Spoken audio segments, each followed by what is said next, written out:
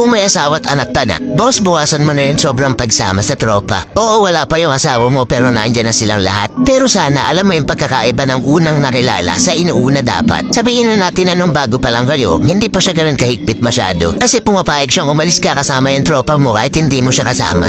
Ang tawag dun, pakikisama. Pero kapag may asawa at anak ka na, hindi na pwedeng ganun lagi. Alam mo yung senaryo na kailangan ka pang sunduin bago ka umuwi. Tapos sasabihin ng tropa mo yung asawa mo na pangit ugali. Pumapangit imahe ng asawa mo dahil sa kagagawan mo. Sabihin na natin na minsan ka lang mag-enjoy dahil babad ka sa trabaho. Pero kailangan ko pa ba talagang sabihin na mas kailangan ka ng pamilya mo? Imagine, isang araw na nga lang yung pahinga mo, ibubuhos mo pa sa ibang tao. Kapag may anak ka na, yung pag-iwas sa tropa ang tunay na trophy. Kasi kaya minsan marami ring bro and family. Dahil may mga lalaking nakakalimutan na asawa at anak dapat yung pinapriority.